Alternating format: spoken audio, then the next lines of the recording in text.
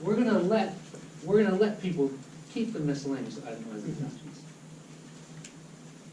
So what that did is that caused all the software companies that do tax software, they had to change everything. I'm in the middle of tax season. I've already filed returns with the IRS, and the law changed, and the software changed. So, mortgage insurance premiums, you used to be able to deduct those. Well, the new tax law said you couldn't. Well, 2 months later, the new Budget Act said you can. So all the softwares had to change their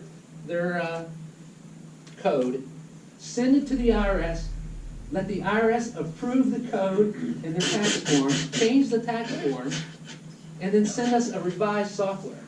I had people calling me, where's my tax return, where's my tax return? I'm like, I can't file it because I don't have the tax form. The tax forms aren't approved. The software isn't approved. I mean, I can file it for you, but you're gonna miss out on, $2,600 in deductions. What do you wanna do? You want your return now, or you wanna wait a couple of weeks? So that's the kind of stuff that we have to deal with on an ongoing basis, and people just don't realize it. Some of those deductions were unreimbursed employee expenses. I'm sure a lot of people in here have like mileage expenses for their job that their employer doesn't reimburse them. Well, you used to be able to write those off. Well, you can't now. Tax prep fees, you can't write those off unless you have a good CPA that knows that you can write it off against your rental income. So that's important. I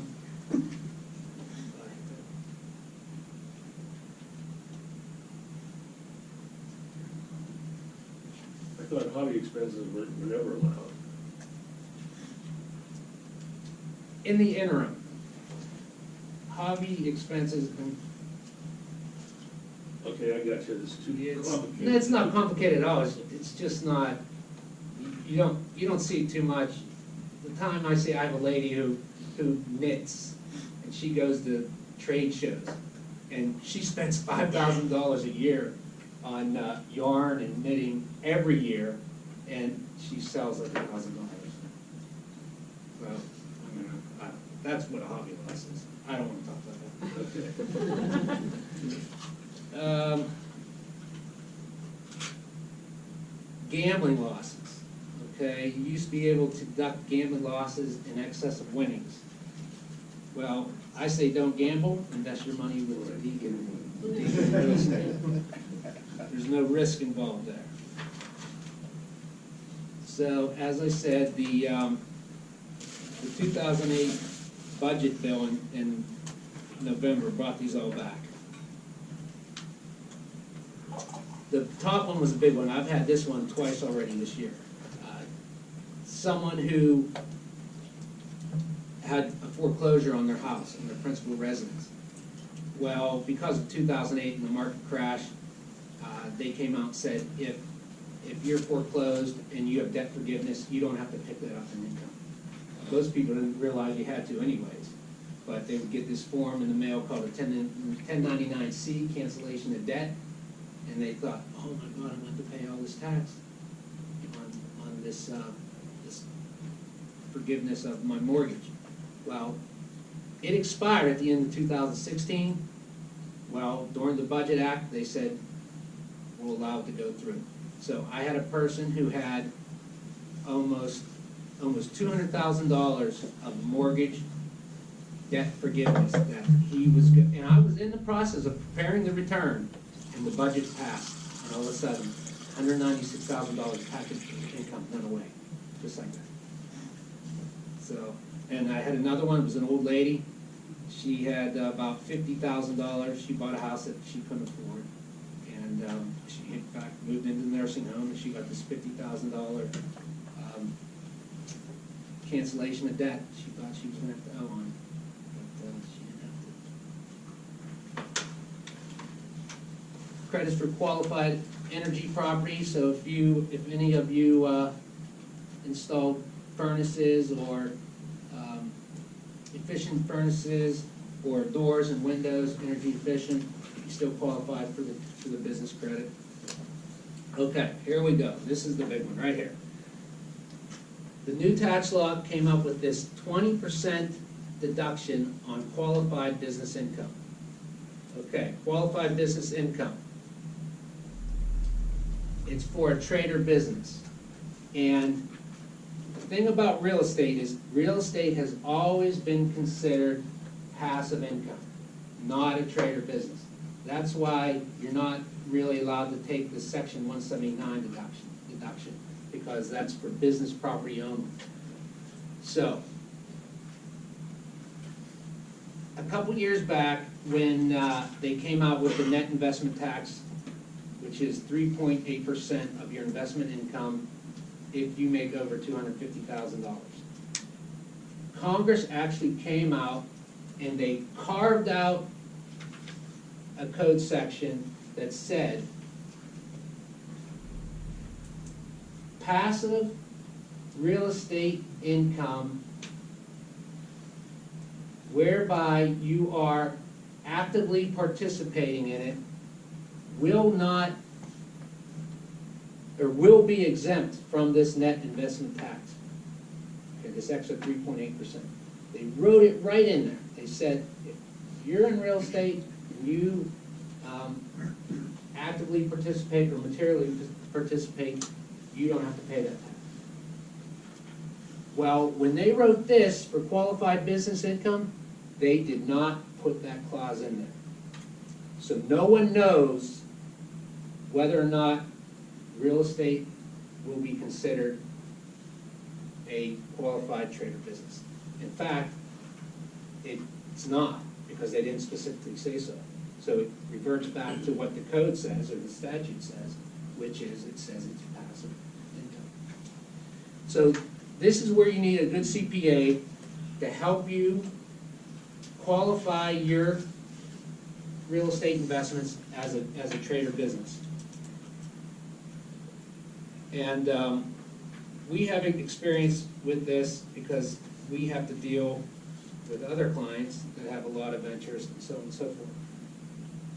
And we'll talk about what we do, what we've done in the past, and how we get to real estate being a trader business. And that has to do with you being considered a real estate professional. Why do you want it to be qualified as a trader business? Pardon me? Why do you want it to be qualified as a trader business? So we can get this 20% deduction. There's the new tax law provides, because they reduced the corporate tax rate down to 21%. Right. Well, they had to give individuals and small businesses, because most companies aren't C corporations. Only the big companies are C corporations. Most of individuals are either partnerships or S corporations, small LLCs, simple member LLCs. Well, if they gave the tax cut just to the big businesses, no one would be happy. So this is how they appease the small businesses. So now the rate is lower for business versus passive income? Yes, Really? correct. Correct. Because you get a 20% deduction. So I'll use round numbers. If your business makes $100,000, I'll say Alex's real estate agent business. If it makes $100,000, he gets to write off $20,000. He pays tax on $80,000. Okay. Whereas if it's rental properties, you have rental properties, you have $100,000 of income, theoretically, you don't get that $20,000 deduction.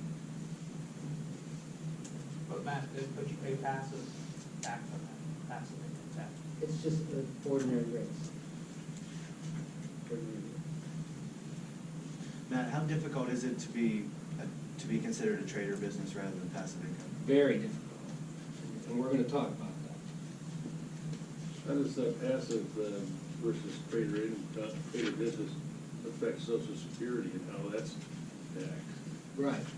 We'll talk. Talk about, okay. Now, are you saying how Social Security is taxed? Well, no, Social Security, the tax rate you pay for Social Security, my understanding was that it's only 80% of your passive income that you have to add into that total amount.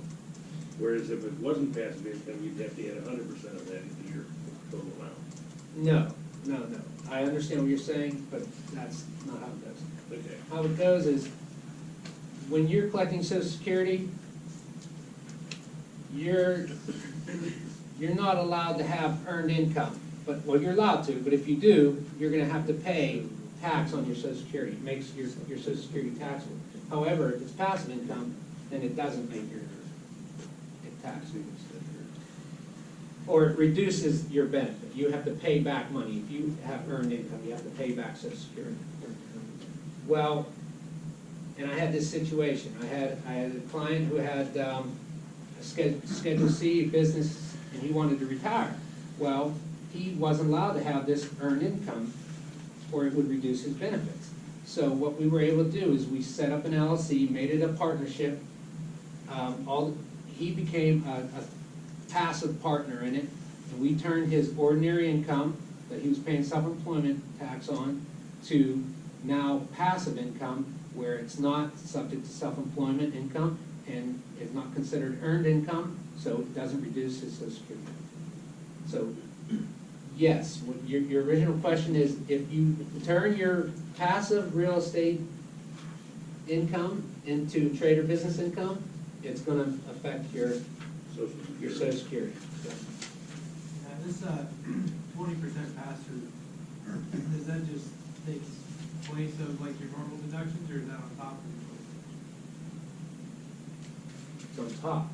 It's based off of, you take your income minus your regular deductions, your cell phone, your car expenses, repairs, maintenance, interest, taxes, then you get your net income. Okay, and that goes on the front page.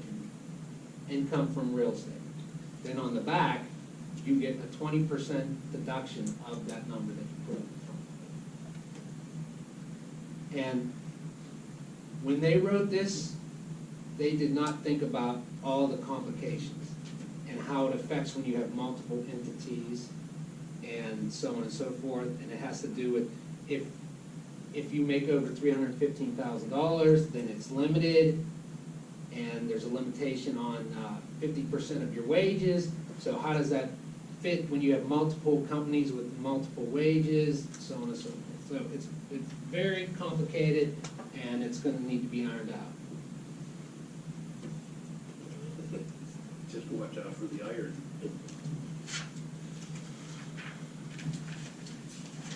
The individual mandate is gone, so after 2018, you're not required to have insurance. You won't pay the penalty, the tax.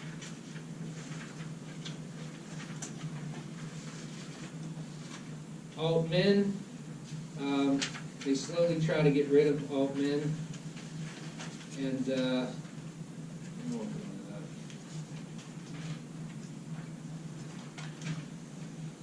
that. Okay, they changed some rules in regards to retirement, and this affected a client of mine that this year changed jobs. He had a loan out on his 401k that he was using for real estate. And well, he left his job and he didn't roll it over, so he had to pay tax. He had to pick up that loan as income.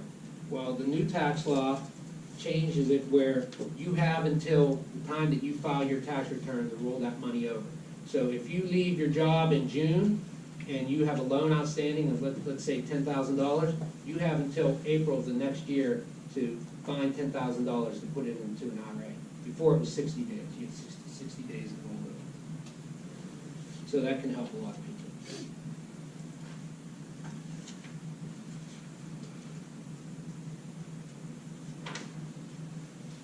Okay, they changed the rules on 529 distributions. Before, you could only use it for qualified higher education, which is college.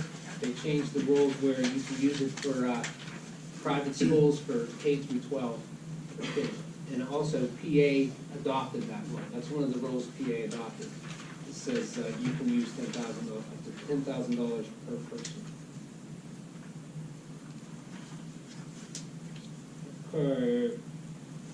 We do a lot of divorce planning at my firm, and one of the things they got rid of is alimony deduction. So if you got divorced and you were paying your wife alimony, you could deduct it, she had to pick it up.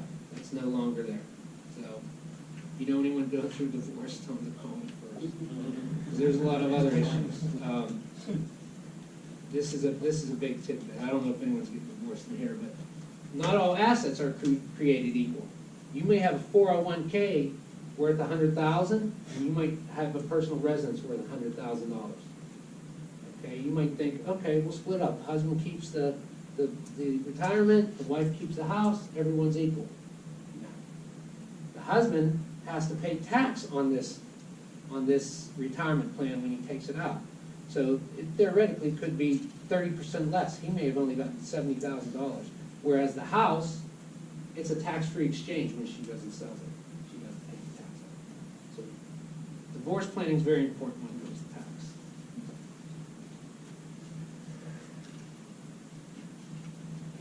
Charitable contributions, something I wanted to point out here is you can contribute real estate. You may have a property that didn't pan out, or you didn't like, or whatever, like Alex. You can donate appreciated property. If you've held it for over a year, you can deduct the fair market value. So if you paid $5,000 for it, and you've held it over a year, and it's now worth $15,000, if you donate it away, you get a $15,000 deduction.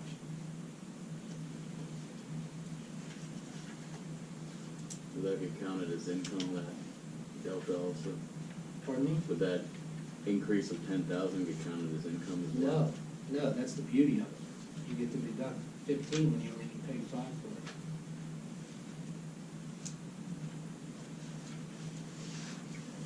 it. Okay, let's see here. They reduced the amount that you can deduct on state, local taxes and property taxes to $10,000. Of course, it doesn't apply if you own rental real estate. You can deduct all the real estate taxes you want to pay.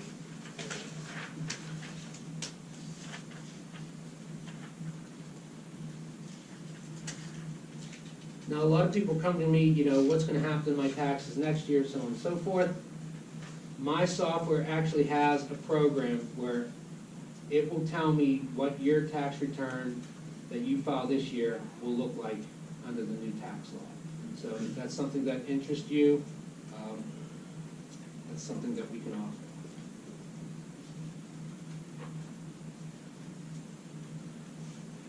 This is big for a lot of real estate people, and that has to do with the depreciation laws. And this is one of the only provisions that